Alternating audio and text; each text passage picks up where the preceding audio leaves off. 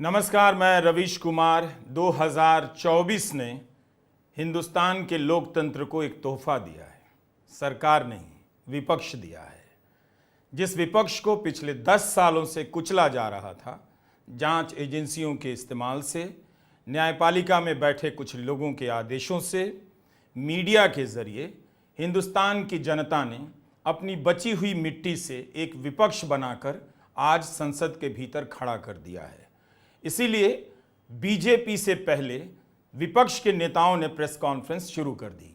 बंगाल से ममता बनर्जी प्रेस को संबोधित कर रही थीं, तो दिल्ली में राहुल गांधी, मल्लिकार्जुन खड़गे और सोनिया गांधी प्रेस के सामने आईं। राहुल गांधी ने कहा कि देश की जनता ने बता दिया है कि प्रधानमंत्री नरेंद्र मोदी अब स्वीकार्य नहीं है, ये उनकी हार है। यही बात ममता बनर्जी ने भी बंगाल में कही। ममता ने कहा कि जनता ने यह साफ साफ संदेश दिया है कि अमित शाह और नरेंद्र मोदी दोनों सरकार में नहीं चाहिए। ये एक संदेश विपक्ष की तरफ से दिया जा रहा है। कहाँ तो सबसे पहले भारतीय जनता पार्टी की तरफ से प्रेस कॉन्फ्रेंस हुआ करती थी।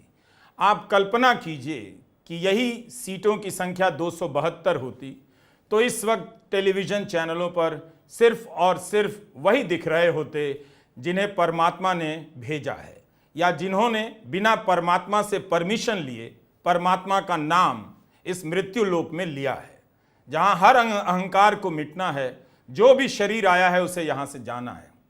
लेकिन परमात्मा के नाम पर एक खराब तरीके से झूठ बोलकर उनका प्रतिनिधि बनने का दावा प्रधानमंत्री नरेंद्र मोदी ने किया। आपको एक आंकड़ा बताता हूं। राहुल गांधी की प्रेस कॉन्फ्रेंस, ममता बनर्जी की प्रेस कॉन्फ्रेंस और खड़गे साहब ने जो कहा है, हम जरूर इस वीडियो में आपको सुनाएंगे।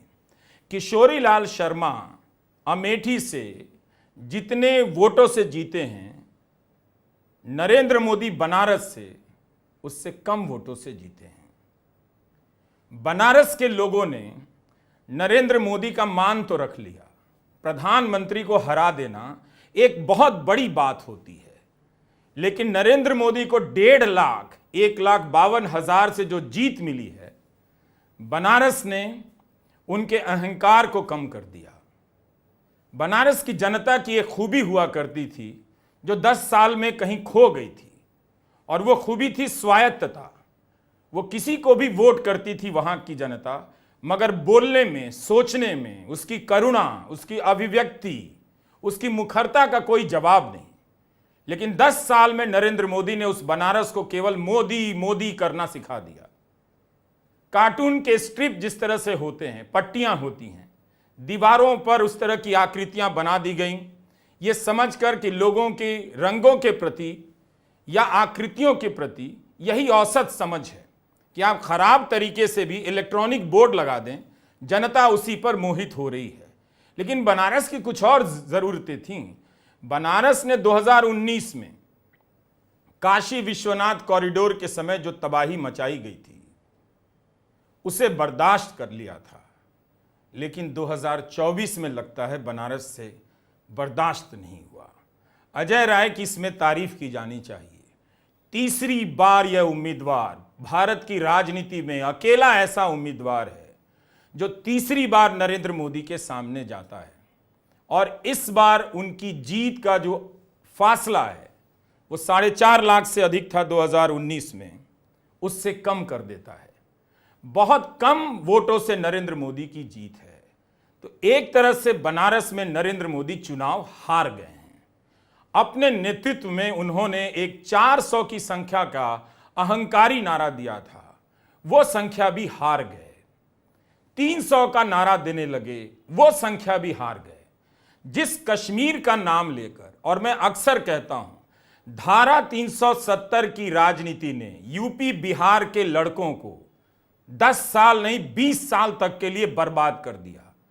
किसी को धारा का ध पता नहीं, 370 का 70 पता नहीं, लेकिन गांव गांव में लोगों को इस झूठ की राजनीति ने इन लड़कों को बरगलाया, और उन्हें लग रहा था कि वे कश्मीर की कोई लड़ाई लड़ रहे हैं। जबकि उन्होंने ये बात नहीं देखी कि इसी कश्मीर में जब चुनाव हुए तो बीजेपी वहां से भाग गई।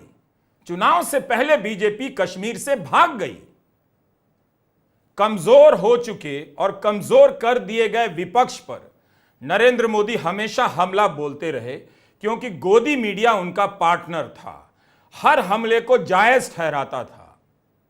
लेकिन कश्मीर से जब बीजेपी भाग गई, तभी मुझे लगा कि इस नेता ने जो मजबूत होने की भाव भंगिमा बनाई है, उसमें बहुत खोट है, उसके भीतर बहुत कमजोरियां हैं। जब सीटों की संख्या कम हो गई तो सबसे पहले उन्हें मीडिया के सामने आना चाहिए था, लेकिन मैं जानता था कि वो नहीं आएंगे। अगर वो 300 सीटें उन्हें आई होती, अगर 400 सीटें आई होती, राहुल गांधी और मल्लिकार्जुन खड़गे तो फिर भी आते, हारने के बाद भी आते, सत्ता से कोसों दूर पीछे रह जाने के बाद भी आते, लेकिन नरेंद्र मोदी नहीं आते और नरेंद्र मोदी नहीं आए। यही आज के जनादेश का तोहफा है भारत के लोकतंत्र को कि विपक्ष दिया है, और इसीलिए विपक्ष की प्रेस कॉन्फ्रेंस पहले हुई है। राहुल गांधी ने रायबरेली में या वायनाड में जाकर देखिए कितने वोटों से जीत हासिल की। वो अंतर तो अब नरेंद्र मोदी के पास भी नहीं है। शिवराज सिंह चौहान से कुर्सी छीन ली गई। शिवराज सिंह चौहान नरेंद्र मोदी से कई गुना वोटों से जीते हैं। हालांकि शिवराज सिंह चौहान भी योगी आदित्यनाथ की नकल में खराब नेता बनते जा रहे थे। उन्हें लग रहा था कि सत्ता में रहने की कुंजी जो है वो बुलडोजर में है, गरीब लोगों का घर गिरा देने में है, झूठे मुकदमों में फंसा देने में है।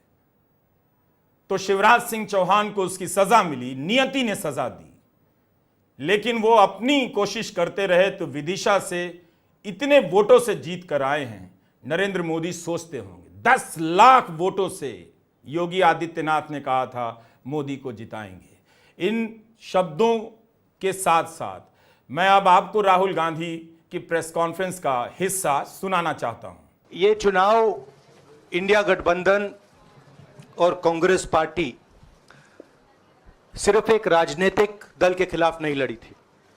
ये चुनाव हम बीजेपी, एक राजनीतिक दल, हिंदुस्तान के इंस्टीट्यूशंस, हिंदुस्तान का जो पूरा गवर्नेंस का स्ट्रक्चर है, इंटेलिजेंस एजेंसीज, सीबीआई, ईडी, ये सब, आधी जुडिशरी, इन सब के खिलाफ हम लड़े थे, क्योंकि इन सब संस्थाओं को, इन सब इंस्टीट्यूशंस को नरेंद्र मोदी जी ने और अमित शाह जी ने कैप्चर करा, धमकाया, डराया। प्रेस की तो मैं बात करता रहता हूं, आपको मतलब काफी बार कहा है कि आपका भी रोल रहना चाहिए, और उस रोल को काफी लोगों ने किया, काफी लोगों ने खुल के किया, काफी लोगों ने छुप के किया, और आपके इमोशंस कहां थे हमें मालूम है। लड़ाई संविधान को बचाने की थी, कॉन्स्टिट्यूशन को बचाने की थी। और मैं आपको सच बताऊं तो मेरे माइंड में था पहले से, जब इन्होंने हमारा बैंक अकाउंट कैंसिल किया, जब चीफ मिनिस्टर्स को जेल में डाला, पार्टियां तोड़ी, मेरे माइंड में था कि हिंदुस्तान की जनता अपने संविधान के लिए एक साथ खड़ी होकर लड़ जाएगी, और यह सच साबित हुआ। मुझ में भरोसा था, और मैं हिंदुस्तान की जनता से, इंडिया गठबंधन के पार्टनर्स से, कांग्रेस पार्टी के हमारे सब नेताओं और बब्बर शेर कार्यकर्ताओं से दिल से धन्यवाद करना चाहता हूं।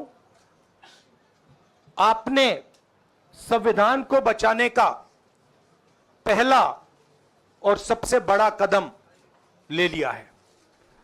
कांग्रेस पार्टी ने इस चुनाव में, कांग्रेस पार्टी के सब नेताओं ने 2-3 चीजें की। सबसे पहले हमने इंडिया गठबंधन के पार्टनर्स की रिस्पेक्ट की, उनकी जो विशेष थी उनको हमने साथ लिया, और आपने देखा होगा कि जहां भी गठबंधन लड़ा हम एक होके लड़े।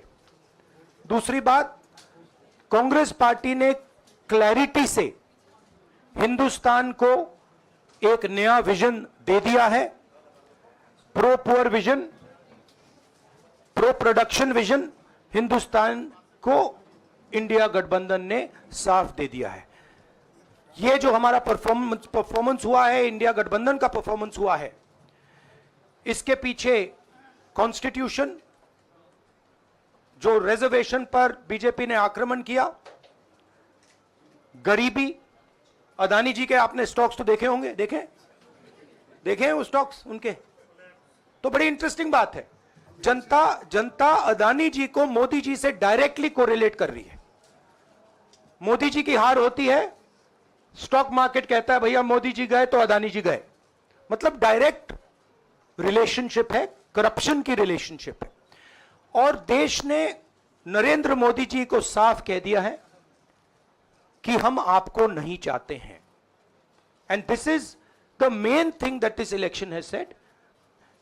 The country has unanimously and clearly stated, we do not want Mr. Narendra Modi and Mr. Amit Shah to be involved in the running of this country. We do not like the way they have run this country. We do not appreciate the way they have attacked the constitution. We do not appreciate the way they have run this country for the last 10 years. So that is a huge message to Mr. Narendra Modi. I'd like to thank everybody who has participated in this election. I am extremely proud of the people of India. I am extremely proud of the people who have resisted this onslaught on the constitution. और अंत में मैं आपको कह दूं कि इसको बचाने का काम हिंदुस्तान के सबसे गरीब लोगों ने किया है, सबसे गरीब लोगों ने किया है, मजदूरों ने किया है, किसानों ने किया है, दलितों ने किया है, आदिवासियों ने किया है, पिछड़ों ने किया है। इन लोगों ने इस कॉन्स्टिट्यूशन को बचाया है। इस कॉन्स्टिट्यूशन, ये कॉन्स्टिट्यूशन देश की आवाज है। बहुत सारे लोग ने इसको नहीं बचाया, चुप रह गए थे, मगर हिंदुस्तान के सबसे गरीब लोग, सबसे कमजोर लोग खड़े हो गए और उन्होंने इस कॉन्स्टिट्यूशन को बचाया। मैं उनका धन्यवाद करना चाहता हूं, उनसे कहना चाहता हूं कि कांग्रेस पार्टी आपके साथ खड़ी है। जो हमने आपको वायदे किए थे, हम वो वायदे आपके लिए पूरे करेंगे। जाति जनगणना, महालक्ष्मी, ये हमारे वायदे हैं। राहुल गांधी ने कहा कि नरेंद्र मोदी और अदानी के स्टॉक में कोई संबंध है। जनता भी जानती है, जैसे जैसे नरेंद्र मोदी हारने लगे, अदानी के स्टॉक्स गिरने लगे। दोनों भ्रष्टाचार के पार्टनर हैं, राहुल गांधी ने कहा। पर राहुल गांधी ने एक और बात जो कहनी चाहिए थी वो उन्होंने नहीं कही। बात यह है कि प्रधानमंत्री नरेंद्र मोदी और गृह मंत्री अमित शाह दोनों ऑन रिकॉर्ड ये कह चुके थे कि 4 जून को शेयर बाजार में उछाल आएगा। इस उछाल की उम्मीद में कितने लोगों ने पैसे लगाए होंगे, कितने आम लोगों ने नरेंद्र मोदी और अमित शाह पर भरोसा कर शेयर बाजार में पैसे लगाए होंगे और वो आज डूब गया होगा। तो इन दोनों पर भरोसा कर जिस किसी ने भी पैसा लगाया है, आज उसके पैसे डूब गए होंगे। उसी तरह से इन दोनों पर भरोसा कर जिस किसी ने भी 10 साल भरोसा किया, उसने खुद अपनी आंखों से देखा कि देश का क्या हाल बना दिया गया। 30 लाख करोड़ आज शेयर बाजार में लोगों ने गंवाए हैं। ये मीडिया की रिपोर्ट है, आंकड़े बदलते रहते हैं। 30 लाख करोड़। अब आप सोचिए कि देश को इन दोनों महानुभावों ने, इनमें से एक परमात्मा के भेजे हुए हैं, एक का पता नहीं। एक ही ने दावा किया है कि परमात्मा ने उन्हें भेजा है, और परमात्मा का भेजा हुआ आदमी शेयर बाजार में पैसे लगाने के लिए कह रहा है। परमात्मा ने भी कभी नहीं सोचा होगा। शेयर बाजार में पैसा आपसे लगवा रहे थे, तो आप में से किन किन लोगों ने, मुझे बताइएगा कमेंट में इस वीडियो के, शेयर बाजार में परमात्मा के भेजे हुए इस व्यक्ति के कहने पर पैसे लगाए और आज आपका पैसा डूब गया। क्या आप रकीबुल हुसैन को जानते हैं? नहीं जानते हैं। मीडिया 10 साल से इस देश में सिर्फ एक ही आदमी को नेता बना रहा है। आप अवधेश प्रसाद को जानते हैं, जिन्होंने फैजाबाद में बीजेपी के उम्मीदवार को हरा दिया। आप किशोरी लाल शर्मा को नहीं जानते हैं, जिन्होंने नरेंद्र मोदी से ज्यादा वोट से विजय हासिल की है। आप रकीबुल हुसैन को नहीं जानते हैं, जिन्होंने 9,20,000 वोट से बदरुद्दीन अजमल को हराया है। रकीबुल हुसैन कांग्रेस के उम्मीदवार हैं असम के धुबरी से। उन्हें 13,46,000 वोट मिले हैं। अब आप सोचिए, आप रकीबुल हुसैन के बारे में नहीं जानते हैं और आपको दिन रात जिस नरेंद्र मोदी के बारे में बताया गया, बनारस से 1,52,000।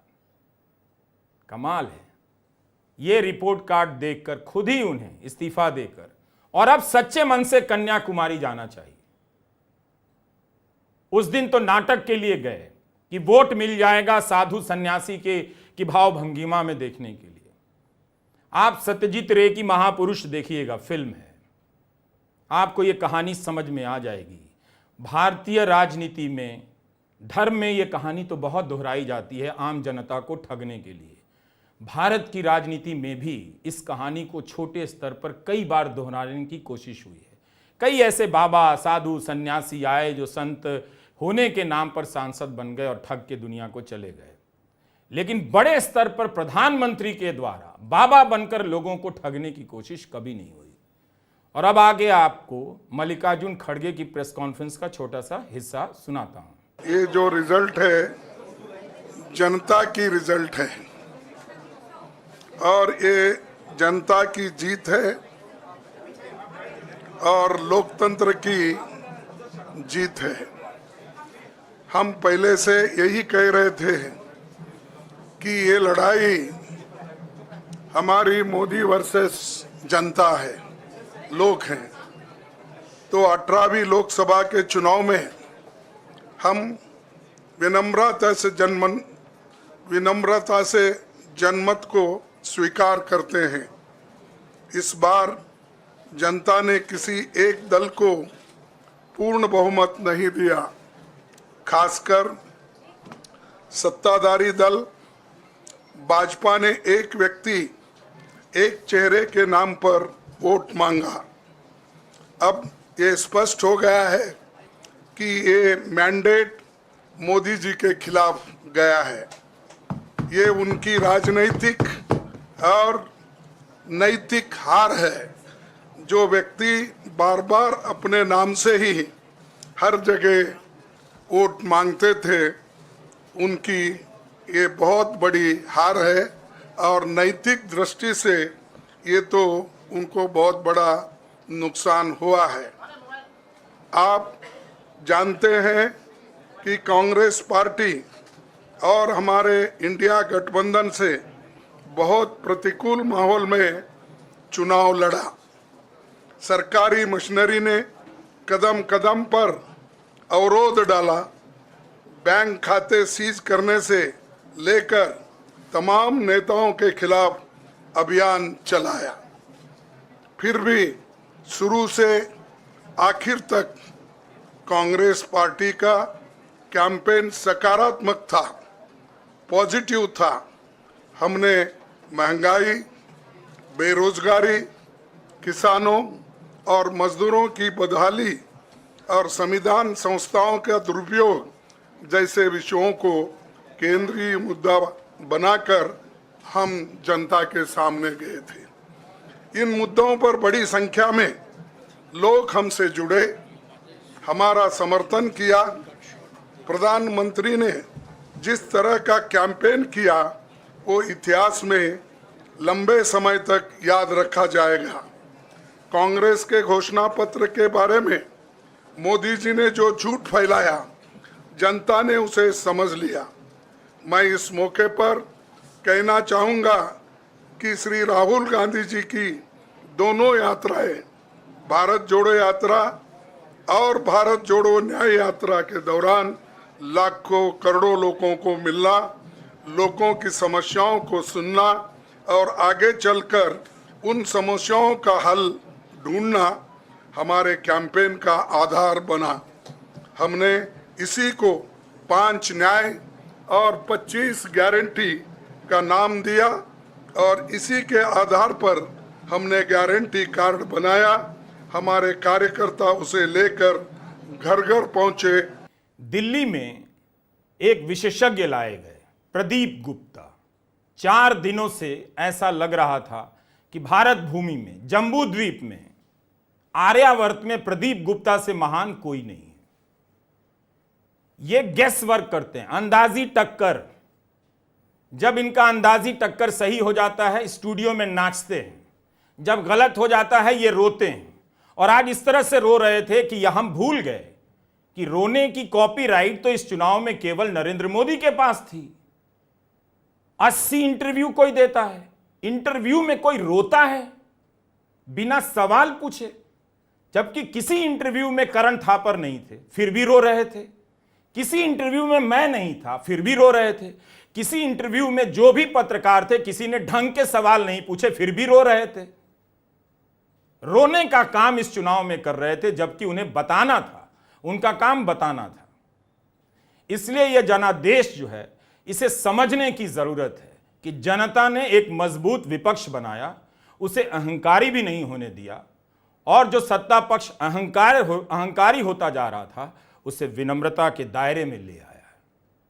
80 इंटरव्यू, अग्निवीर का कोई सवाल नहीं, इलेक्टोरल बॉन्ड पे कोई काउंटर सवाल नहीं, ढंग से कोई सवाल नहीं। 80 इंटरव्यू दे रहे हैं, जिससे एक हेडलाइन नहीं निकल रही है, और इंटरव्यू को बड़ा छापने के लिए 9 फोटो छापे जा रहे हैं। क्या आपको लग रहा था कि देश की जनता ने समझना हमेशा के लिए बंद कर दिया है? वो कभी संडे को, वीकेंड पे 3 से 4 के बीच भी नहीं सोचेगी, मॉर्निंग टाइम में भी नहीं सोचेगी। 24 घंटे के लिए, साल भर के लिए सोचना बंद कर दिया है। 80 इंटरव्यू दे रहे थे। इन सारे 80 इंटरव्यू को ले जाकर किसी को, प्रधानमंत्री को पढ़ाना चाहिए और पूछना चाहिए कि आपने ही कहा है, या फिर जिसने लिख कर दिया है उसका नाम छाप दिया जाए, अब जो पहले नहीं किया जा सका था। इस तरह से इंटरव्यू देंगे तो सवाल उठेंगे कि ये कौन इतना बोल रहा है, आप बोल रहे हैं या कोई और बोल रहा है, तो सवाल उठेगा ही। ममता बनर्जी ने इसीलिए कहा है कि अमित शाह और नरेंद्र मोदी दोनों को इस्तीफा देना चाहिए। आज ममता बनर्जी हिंदी में भी बोल रही थी, ताकि उनकी बात दिल्ली, बंगाल से बाहर दिल्ली तक भी पहुंचे। एग्जिट पोल ने, प्रदीप गुप्ता के एग्जिट पोल ने और दूसरों के एग्जिट पोल में भी, हम नहीं जानते किसके एग्जिट पोल ने कितना नंबर दिया, लेकिन बंगाल से किस तरह से टीएमसी को फिर से यह खेल हुआ। विधानसभा चुनाव में भी टीएमसी को हरवाया जा रहा था और बीजेपी को जितवाया जा रहा था। लोकसभा में भी वही खेल हुआ, और नतीजा क्या हुआ कि आज ममता बनर्जी नरेंद्र मोदी से पहले प्रेस कॉन्फ्रेंस कर रही थी, नरेंद्र मोदी का पता नहीं था। आप देखिए, जो अयोध्या लेके ऐसा कांड किया है, अयोध्या में हरा है। मोदी जी का सीट में क्या है, पोस्टल बैलेट में भी हरा था। मैंने जो सुना, पहले तो 5 लाख वोट में जीता था, अभी क्या हुआ? इतना अहंबाद किसी के लिए ठीक नहीं है, हमारा लिए भी ठीक नहीं है। हम तो आज इतना आशीर्वाद जनता को मिला है कि हमारा सिर हम नीचू करने चाहते हैं। हम जनता को कहने चाहती हूँ रविंद्रनाथ टैगोर का भाषा में कि हमार माथा নত করে দাও হে তোমার চরণ দুলার তলে, সকল অহংকার হে আমার ডুবাও চোখের জলে। আমাদের কোনো কৃতিত্ব নেই, সবটাই মানুষের কৃতিত্ব। আমি মানুষের চোখের ভাষা বুঝি। 2.5 মাস 3 মাস ধরে কোনো ইলেকশন চলতে পারে না। যদি 3 মাস ধরে ইলেকশন চলে, বছরে একবার পঞ্চায়েত, একবার মিউনিসিপ্যালিটি, একবার লোকসভা, একবার विधानसभा, একবার बाई इलेक्शन, तो डेवलपमेंट का काम नहीं होता है। तो इसी के लिए जो कानून मोदी जी ने किया है, 147 एमपी को एक्सपेल करके, वो कानून अभी कामयाब नहीं होगा। इसी के लिए कि 2/3 मेजोरिटी तो नहीं मिला। 2/3 मेजोरिटी नहीं होने से कॉन्स्टिट्यूशन अमेंडमेंट नहीं होता। आप लोगों को पता है ना? पता है तो न पता नहीं है? जो हारा है उसको लिए हमारा कोई दुख नहीं है। हमारा पार्टी को अगर जो हारा भी है उसको हारा गया है रुपया देके, मैं तब भी उसको कंग्रेचुलेट करने चाहूँगी कि वो लोग हिम्मत से लड़ा। जो जगह में हम जीता उसमें हम जनता को कहेंगे they are the man of the match. हम आज का चुनाव में इलेक्शन कमीशन को जो रोल है, हम कहने चाहूँगी कि ये बीजेपी का कमीशन का तरह काम किया। They are just like his master voice of BJP. जो कंप्लेन किया वो कम किया। हम रिकाउंटिंग चाहते हैं तो नहीं देता है। बीजेपी को क्यों दिया रिपोल, हमको क्यों नहीं देते हैं? इसका मतलब यही होता है वो चालाकी से मोदी का सीट आओ 10 बड़ा बढ़ाने चाहते हैं। लेकिन प्लीज याद रखिए, जो सच होता है वो सच आता है। मोदी जी बहुत सारे पार्टी को तोड़ा है, अभी जनता ने उसको तोड़ दिया, उसको मोरल तोड़ दिया है। इसी के लिए मैं तो चाहूंगी किसी के ऊपर डिपेंडेंट नहीं होके आपको पहले रिजिग्नेशन करना चाहिए। इसी के लिए प्राइम मिनिस्टर का बाद नतून प्राइम मिनिस्टर होने से रिजाइन करना है। ये तो कॉन्स्टिट्यूशन का प्रॉब्लम है, कॉन्स्टिट्यूशन का सिस्टम है। चीफ मिनिस्टर को भी करना पड़ता है नया गवर्नमेंट के लिए। लेकिन हम चाहते हैं मोरल ग्राउंड से मोदी जी रिजाइन करें। 2024 4 जून ये हमारा 8वां वीडियो है। इस वीडियो में हमने विपक्ष के 3 नेताओं के प्रेस कॉन्फ्रेंस कवर किए। मैं जानता था कि इस चुनाव में विपक्ष को गोदी मीडिया नहीं दिखाएगा, लेकिन आज जनता ने इस तरह का जनादेश दिया है कि विपक्ष को भी दिखाना पड़ रहा है। उसकी बात भी स्टूडियो में बराबर से पहुंच रही है। यही तो संतुलित जनादेश है। कुछ आपकी बात भी पहुंचे, कुछ हमारी बात भी पहुंचे।